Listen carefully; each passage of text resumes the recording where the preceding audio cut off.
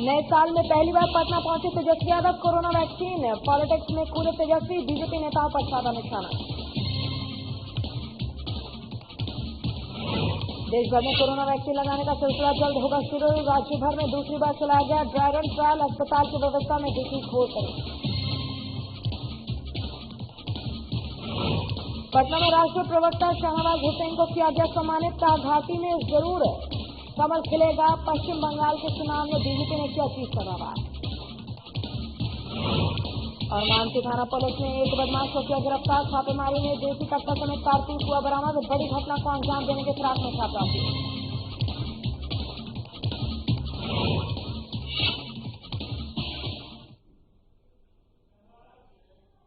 नमस्कार, आप देख रहे हैं बिहार एक्सप्रेस और मैं हूं आपके साथ पूजा अग्रवाल। बुलेटिन की शुरुआत करेंगे इस वक्त की अहम खबरों के साथ। नए साल के पहले दिन सीएम नीतीश कुमार मुख्य सचिवालय पहुंचे थे।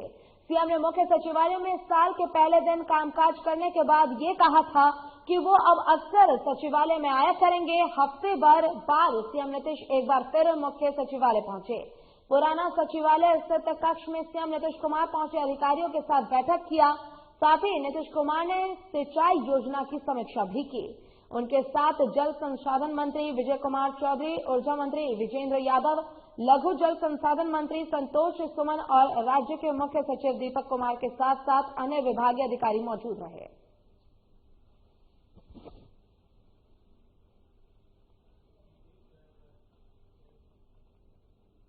और बिहार में बीजेपी के सहयोगी हिंदुस्तानी आवाम मोर्चा ने पश्चिम बंगाल विधानसभा चुनाव में उतरने का ऐलान कर दिया है। बिहार के पूर्व सीएम जीतन राम मांझी की पार्टी हिंदुस्तान आवाम मोर्चा 26 सीटों पर चुनाव लड़ेगी। हम के पश्चिम बंगाल के प्रदेश अध्यक्ष कृष्णा सिंह ने शुक्रवार को पटना में ऐलान किया है कि हिंदुस्तान आवाम मोर्चा पश्चिम बंगाल में 26 सीटों पर विधानसभा चुनाव लड़ने को तैयार है। इसके लिए पार्टी संगठन को बंगाल में मजबूत किया जा रहा है। वहीं गठबंधन के बाद पर कृष्णा सिंह ने कहा है कि अभी इसे लेकर कोई फैसला नहीं किया गया है, लेकिन वक्त आने पर इस पर भी विचार किया जाएगा। हम 26 सीटों के बाद देखेंगे, यदि जरूरत पड़ी तो हम गठबंधन के साथ भी चुनाव लड़ सकते हैं।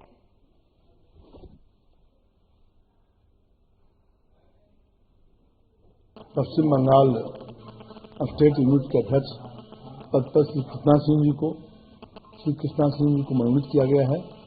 और श्री कृष्णा सिंह जी काफी एक्टिव और जुझारू और सामाजिक संगठनों से जुड़े हुए हैं। पिछले 20, 25, 30 वर्षों से पश्चिम बंगाल में सामाजिक संगठनों से काफी जुड़ाव के कारण उनकी काफी लोकप्रियता है, जिसके कारण माननीय राष्ट्रीय अध्यक्ष जी ने उन्हें अध्यक्ष पद पर मनोनीत करने का काम किया है। नेता प्रतिपक्ष तेजस्वी यादव आखिरकार बिहार में प्रकट हो गए। तेजस्वी यादव नए साल में पहली बार पटना पहुंचे हैं। पटना पहुंचते ही Tejashwi Yadav corona vaccine politics में कूद पड़े हैं। बता दें कि तेजस्वी यादव ने वैक्सीन को लेकर बीजेपी नेताओं पर हमला बोला है। नेता प्रतिपक्ष ने कहा है कोरोना वैक्सीन को लेकर बीजेपी के नेता ऐसे बयान दे रहे हैं जैसे उन्होंने कोरोना की वैक्सीन तैयार की हो। नित्यानंद राय के बयान के ऊपर तंज कसते हुए तेजस्वी ने कहा है कि नित्यानंद राय ने वैक्सीन का निर्माण नहीं किया है, बल्कि ये डॉक्टरों और वैज्ञानिकों ने बनाई है। नित्यानंद तो नहीं कैसे वैक्सीन बनाया, या बीजेपी के लोगों ने तो वैक्सीन नहीं बनाया। ये तो जो रिसर्चर है, मेडिकल जो साइंटिस्ट है, जो हेल्थ के लिए लगातार एक्सपेरिमेंट और वैक्सीन बनाने का काम करते हैं, जो उन लोगों को बनाया हुआ है। और अभी तो बना है नहीं बना है, अभी तो पूरा प्रक्रिया हो तो जाने दीजिए। आज पटना पहुंचे तेजस्वी यादव ने बिहार सरकार को लेकर बयान दिया है। उन्होंने कहा है कि मध्यावधि चुनाव के लिए महागठबंधन तैयार है। 16 सालों की एनडीए सरकार बिहार के लिए अभिशाप है।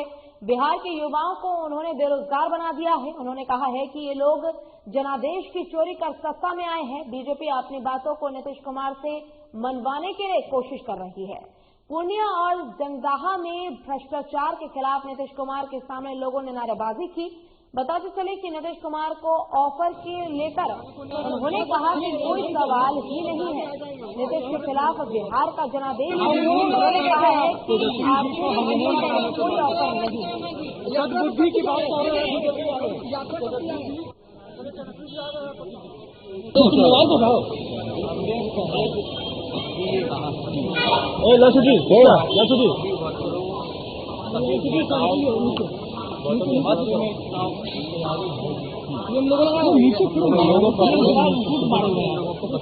लोगों पकड़ो गौतम लोगों नीचे करो सकते और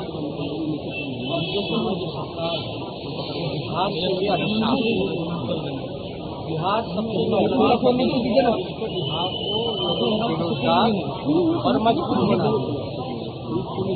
हम लोग बार बार कहते रहे जरा देश की सत्ता में आए और अभी तो कुछ निर्णय है बीजेपी वो जो नीतीश कुमार जी से कराने ठीक है उसके लिए रास्ता कैसे चल रही है।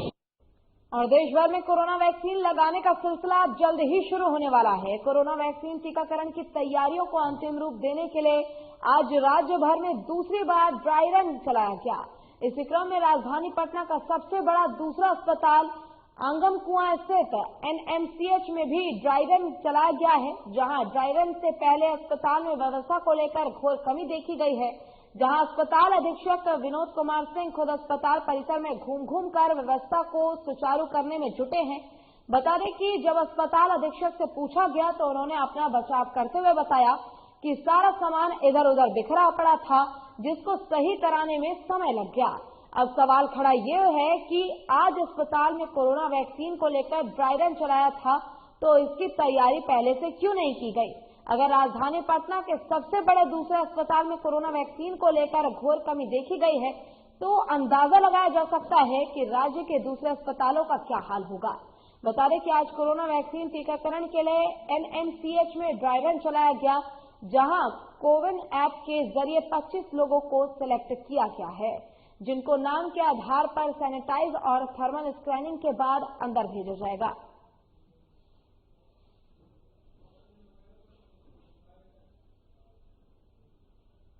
ऐसा है कि हम लोग मॉक ड्रिल की ही तैयारी कर रहे हैं जिसमें हमारा कहाँ एंट्री होगा और एंट्री पॉइंट पर हमारे जो रजिस्टर्ड जो लोग हैं उनको नाम वेरीफाई करके अंदर किया जाएगा, उनको सैनिटाइज किया जाएगा, थर्मल स्कैनिंग से उनको देखा जाएगा कि उनका टेम्परेचर तो नहीं बना हुआ है।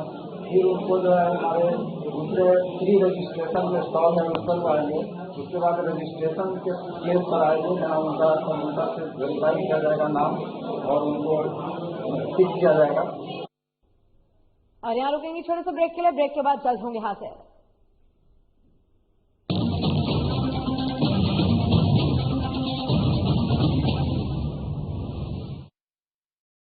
मैं हेमंत सोरेन सत्यनिष्ठा से प्रतिज्ञान करता हूं कि मैं विधि द्वारा स्थापित भारत के संविधान के प्रति सच्ची श्रद्धा और निष्ठा रखूंगा।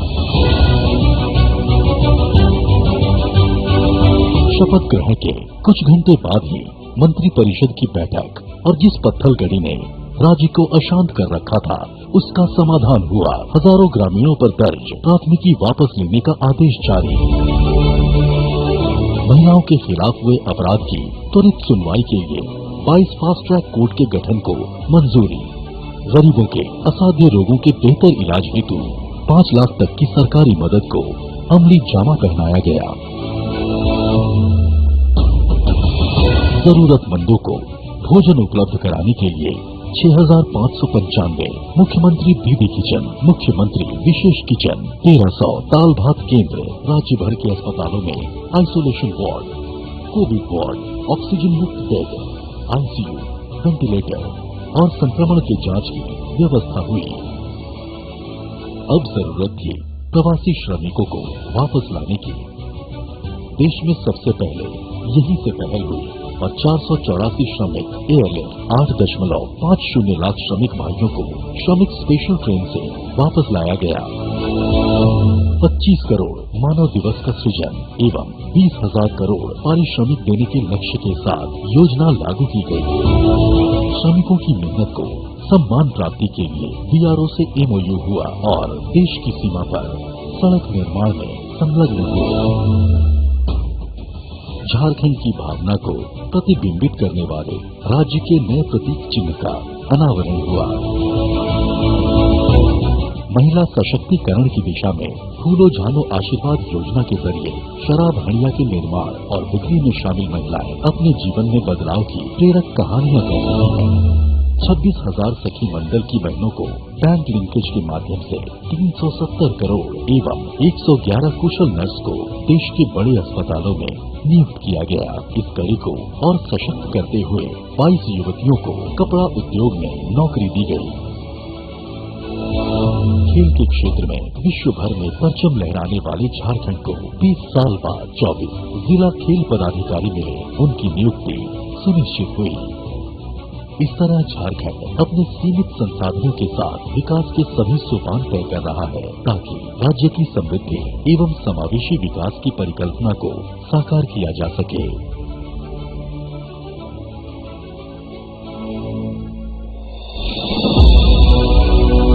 आइए साथ चलें, नए झारखंड की राह चलें।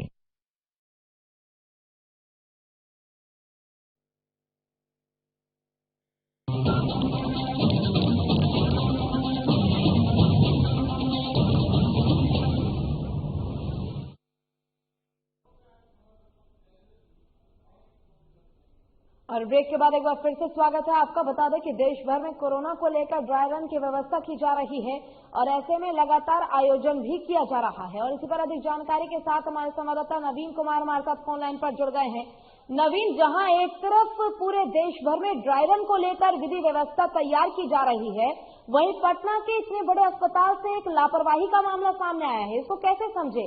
आखिर क्यों इस कोरोना वैक्सीन को लेकर गंभीरता में नहीं है डॉक्टर? जी, आपको बता दें कि एनएमसीएच पटना सिटी का राजधानी में दूसरा सबसे बड़ा अस्पताल है और यहाँ कोरोना ड्राई रन के पहले बहुत बड़ी अनियमितता देखने को मिली है। खुद जो विनोद कुमार सिंह हैं, अधीक्षक हैं, जो घूम घूम कर अस्पताल में विधि व्यवस्था को देख रहे थे, जब उनसे पूछा गया तो नकारते हुए बोले कि हम गार्जियन हैं, इसलिए गार्जियन को एक बार आना जरूरी है, हमारे पास मैन पावर भी है, लेकिन थोड़ी कमी रह गई है। जी, ऐसे में नवीन, सबसे बड़ा सवाल एक ये भी उठता है कि जहां ड्राई रन को लेकर पूरी व्यवस्था तैयार की जा रही है, देश भर के अलग अलग राज्यों में इसको लेकर तैयारियां की जा रही है, तो फिलहाल पटना में इसको लेकर क्या कुछ तैयारियां की गई है ताकि जो कोरोना वैक्सीन है लोगों को आसानी से उपलब्ध कराई जा सके? जी, एनएमसीएच में ड्राई रन चलाया गया। 25 लोगों को बीप ऐप के माध्यम से सिलेक्ट किया गया था, जिसके नाम से आधार पर सैनिटाइज करना था, थर्मल स्कैनिंग करनी थी, तब अंदर भेजा जाना था। लेकिन ड्राई रन के पहले कुछ भी ऐसी विधि व्यवस्था अस्पताल में देखने को नहीं मिली। इसी बात को प्रबंधक से जब पत्रकारों ने पूछा तो नकार गए पत्रकारों के बात से और अपनी विधि व्यवस्था पर बोलने लगे कि हम गार्जियन हैं, इसलिए हम घूम घूम के देख रहे हैं और कुछ देर के बाद आएंगे तो आपको विधि व्यवस्था मिलेगा। लेकिन सबसे बड़ी सवाल यहाँ उठता है कि जब पहले आज ड्राई रन की शुरुआत करनी थी तो पहले से विधि व्यवस्था पर कोई भी ध्यान नहीं दिया गया और अस्पताल अधीक्षक भी ध्यान नहीं दिए। उस वक्त घूम घूम कर देखने लगे और सारे सामान और थर्मल स्कैनिंग और सैनिटाइजर का व्यवस्था करने लगे। जी, बिल्कुल गंभीरता का मामला है कि आखिर इतना बड़ा काम चल रहा है देश भर में और बावजूद इसके इस प्रकार की लापरवाही अस्पताल में बढ़ती जा रही है। ऐसे में जरूरी है इस मामले को संज्ञान में लिया जाए। और आपका बहुत बहुत शुक्रिया नवीन तमाम जानकारी के लिए। चलिए खबरों में बढ़ेंगे आगे। कोरोना का टीकाकरण के लिए सदर अस्पताल में ड्राई रन चलाया गया, जहां कोरोना महामारी के कारण लोग अपने घरों में दुबक कर रहने को मजबूर हो गए थे। ऐसे में साल 2021 देशवासियों के लिए बहुत ही खुशहाल समाचार लेकर आया है। जी हां, ये सच है कि अब कोरोना महामारी से देशवासियों को जल्द निजात मिलेगी। आज इसी कड़ी में जिले के कोरोना का टीकाकरण देने को लेकर मोतिहारी सदर अस्पताल, शरण नर्सिंग होम और हाई स्कूल तुरकौलिया में ड्राई रन शुरू किया गया। ड्राई रन के दौरान कोई वैक्सीन नहीं लगाई गई, केवल वैक्सीन लगाने का ही ड्राई रन किया गया। इसका उद्देश्य है कि जब वैक्सीनेशन किया जाए तो कोई भी चूक न रहे। वहीं डीएम ने भी इसको लेकर कई दिशा निर्देश भी दिए हैं।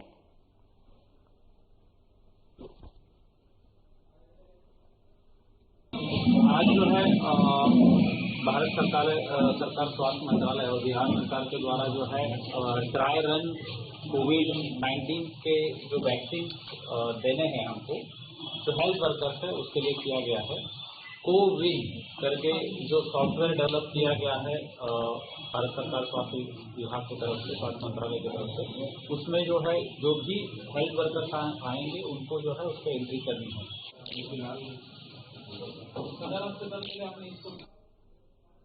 और औरंगाबाद के मदनपुर पीएससी में कोविड-19 के टीकाकरण को लेकर तैयारियां की जा रही हैं।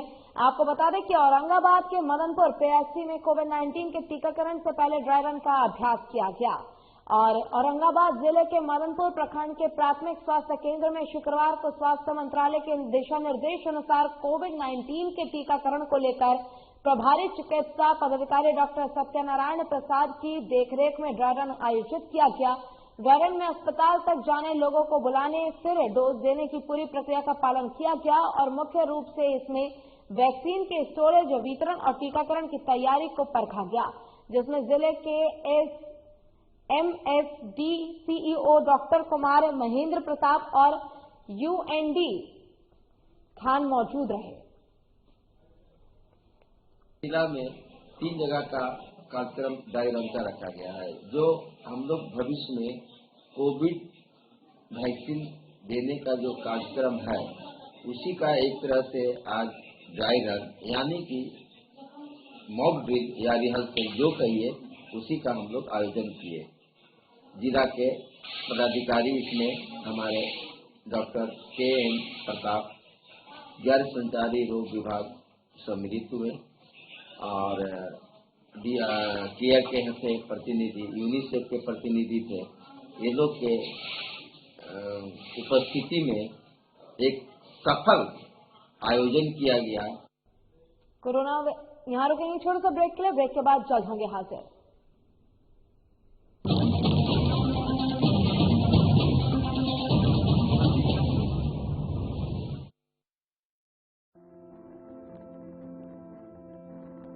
कोरोना का संकट अभी टला नहीं है, इसलिए लापरवाही बिल्कुल नहीं। जब भी घर से बाहर निकले मास्क जरूर लगाएं। दूसरी बात, एक दूसरे से कम 2 गज की दूरी बनाएं। और तीसरा, अपने हाथों को साबुन से अच्छी तरह बार-बार धोएं। यदि हम इन सभी मुख्य बातों पर अमल कर लें तो कोरोना वायरस के संक्रमण से बच सकते हैं और हमारा राज्य कोरोना मुक्त हो सकता है। मेरे प्यारे झारखंड वासियों, कोरोना का जंग अभी जारी है। हम और आप मिलकर ही इस जंग को जीत सकते हैं। इसलिए सरकार द्वारा दिए जा रहे निर्देशों का पालन करें और विश्वास रखें, हम और आप मिलकर जरूर इस जंग को जीतेंगे। सूचना एवं जनसंपर्क विभाग, झारखंड सरकार द्वारा जनहित में प्रसारित।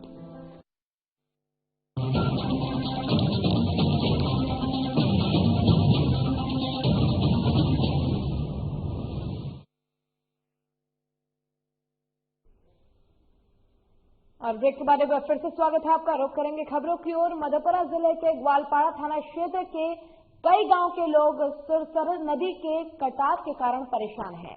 बीते 10 सालों में नदी के कटाव के कारण कई गांव विस्थापित हुए हैं और फिर से नदी के कटाव के कारण उनके ऊपर विस्थापन का खतरा मंडरा रहा है। क्या है पूरा मामला, देखिए हमारी ये खास रिपोर्ट। ये जेसीबी से चल रहा काम और ये नहरनुमा निर्माण कोई सरकारी योजना का हिस्सा नहीं है। ये नदी की धारा को बदलने की कोशिश है। इलाके के कई गांव नदी की बदलती धारा के कारण कटाव की चपेट में है। बात ग्वालपाड़ा थाना के सुखासन पंचायत के गौसाई टोला वार्ड संख्या 6 की हो या फिर बभनगामा की, दोनों बस्ती नदी के कटाव के मुहाने पर खड़ी है। लोगों के सैकड़ों एकड़ उपजाऊ खेत कटाव के कारण नदी और रेत में विलीन हो चुके हैं। बभनगामा गांव में करीब 300 परिवार सुरसर नदी के कटाव में कई बार विस्थापित हो चुके हैं। लोगों की माने तो उनके द्वारा कई बार स्थानीय MP, MLA और जिला प्रशासन के अधिकारियों से कटाव रोकने के लिए आवश्यक कार्रवाई करने की मांग भी की गई, लेकिन कुछ नहीं हुआ और मजबूरी में ही अपने से नदी की धारा मोड़ने की कोशिश की गई है। ये नदी काटते आ रहे हम लोग को, रात टोला घर था हम सबका, लेकिन वहाँ से जो नदी का काटो था उसमें घर सब समा गया हम लोगों का, तो हम लोग उपट के फिर दोबारा आए हैं, नया गोला बनाए हैं। लेकिन यह वही नदी हम लोगों को फिर घर तक पहुंच गया है। कुछ हम लोग काम किए हैं, जेसीबी से लेबर लगवा करके हम काटों को कुछ बंद किए हैं, लेकिन कुछ अभी बाकी है। अभी पानी बहुत कम है नदी में, अभी बांध बांधने से हम लोगों का घर द्वार बच सकता है। इसमें पंचायत के मुखिया भी बताते हैं कि एक दशक में 2 बार इस गांव के लोग विस्थापित हो चुके हैं। एक बार फिर नदी इनके नई बस्ती के पास पहुंच चुकी है। कई बार इस संकट के बारे में स्थानीय जनप्रतिनिधियों और प्रशासन के लोगों को अवगत कराया गया है, लेकिन कार्रवाई नहीं होने पर लोगों ने खुद से ही नदी का रुख मोड़ने का प्रयास किया। यदि सरकार और प्रशासन भी थोड़ा ध्यान दे तो सैकड़ों लोगों के घरों को कटाव से बचाया जा सकता है। वहीं इस मामले को लेकर सीपीआई नेता ने भी प्रशासन से ठोस पहल की मांग की है। 10 वर्षों से ये नदी जो है अपना जो दिशा की वजह से बस्ती का कटाव जारी किया हुआ है, लेकिन कुछ ग्रामीण और कुछ ऐसे समाजसेवी व्यक्ति हैं जैसे कि पिंटू कुमार जो अपने स्तर से काम करवाए, जेसीबी लगवा करके लेबर लगवाए, दिशा को मोड़ने का प्रयास किए। इसके लिए हम लोग भी आवेदन दिए, विधायक जी को भी दिए, जिला पदाधिकारी महोदय को भी दिए, सीओ साहब को भी दिए, तो उनकी सुनवाई नहीं हुई। हम लोग चाहते हैं कि किसी तरह से बस्ती को कटने से रोके और यहाँ कोई भी ऐसे सरकारी स्कीम हो कि यहाँ किया जाए ताकि बस्ती को कटने से रोका जाए। और पिछले दिन भी आप आलमनगर और चौसा प्रखंड में आप फुलौत और मुरौत में सैकड़ों परिवार कटाव से कोसी नदी में विलीन हो गया। आज तक उस कटाव पीड़ित परिवार को पुनर्वासित नहीं किया गया, जबकि लाखों करोड़ों रुपया उसके नाम पर जो है तो लुटा दिया गया। वही स्थिति गोलपारा प्रखंड के इस बभनगामा गांव में है। लगातार कटाव हो रही है, लोगों ने आवेदन दिया है, आवाज उठाई है, लेकिन जिला प्रशासन संवेदनहीन बनी हुई है। हम कहना चाहते हैं कि जिला प्रशासन शीघ्र संज्ञान ले और इस कटाव पीड़ितों को बचावे। ग्वालपाड़ा के कटाव पीड़ितों के सवाल पर जिला के उप विकास आयुक्त ने बताया कि नदी के कटाव से गांव को बचने के लिए कटाव रोधी कार्य के लिए संबंधित विभाग को निर्देश दिए गए हैं। बहरहाल सरकार और जिला प्रशासन के हर दावे से हटकर मधेपुरा जिले के कटाव से पीड़ित परेशान है। बात चाहे कोसी दियारा की हो या फिर कोसी के सहायक नदियों के कटाव पीड़ितों की। अब देखना है कि कब तक ग्वालपाड़ा के कटाव पीड़ित गांव में कटाव रोधी कार्य सरकारी स्तर पर शुरू होते हैं। मधेपुरा से साधना प्लस न्यूज के लिए रमन कुमार की रिपोर्ट।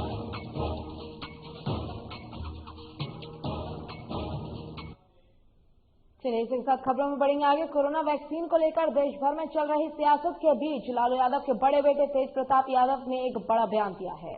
तेज प्रताप यादव ने कहा है कि उन्हें कोरोना वैक्सीन लेने से कोई गुरेज नहीं है, लेकिन शर्त यह है कि प्रधानमंत्री पहले कोरोना का टीका लगवा ले।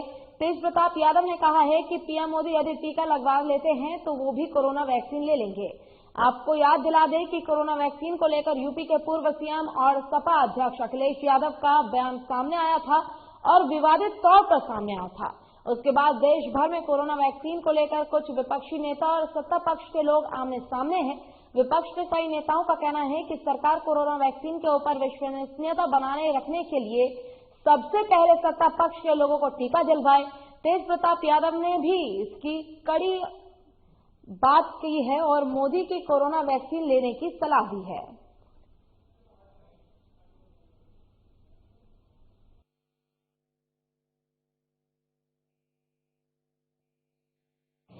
अगर वैक्सीन आया है और उस वैक्सीन से आदमी स्वस्थ हो जाएगा, उनको कोविड नहीं होगा तो अच्छी बात है, वैक्सीन लगवाना चाहिए। लेकिन मेरा सबसे पहले ये है कि अगर वैक्सीन आया तो सबसे पहले मोदी ही वैक्सीन लगवाएं, तो हम भी लगवा लेंगे वैक्सीन पूरे तरीके से। तो जो किसान मर गए तो ये किसान के घर में चूल्हा ही नहीं जलता है, तो ऐसे किसानों का जो हित का जो बात है तो उसको तो लोगों ने भी उठाया, बिहार में भी उठाने का काम किया है, यहाँ के भी जो लोग हैं उसको उठाने का काम कर रहे हैं। और बिहार बीजेपी के प्रभारी भूपेंद्र यादव, संजय जायसवाल और दोनों डिप्टी सीएम बीते कल सीएम के आवास पर पहुंचे थे, जहां सीएम नीतीश कुमार से गपशप करने के लिए वो पहुंचे थे।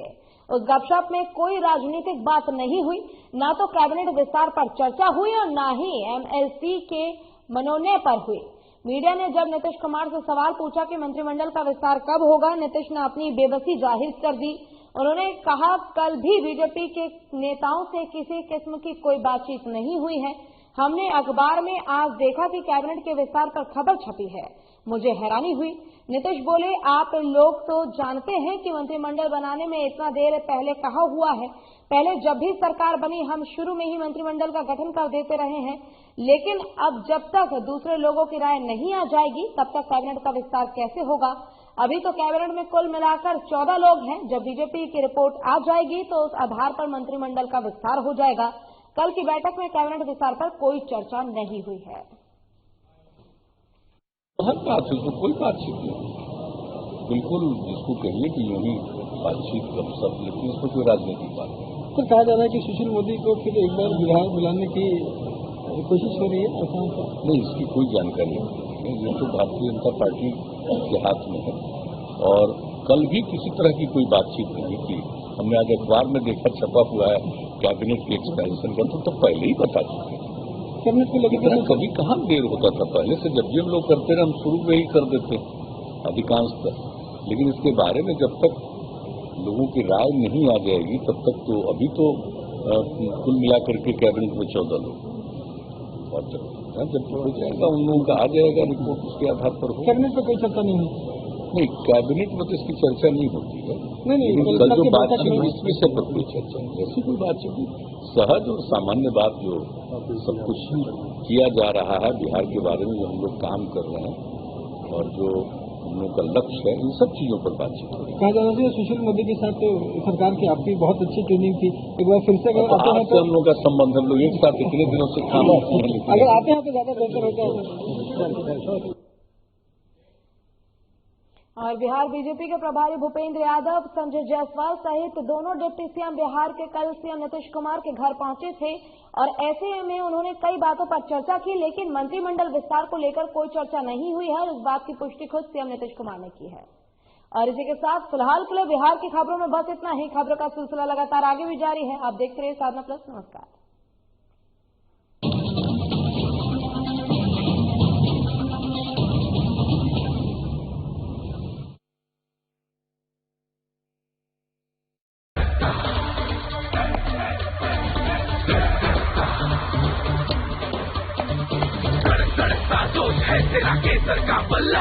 जब वो जुबान केसर और जोश दिलोगे तो इंडिया खेलेगा अपने ही अंदाज से। बोलो जुबान केसरी।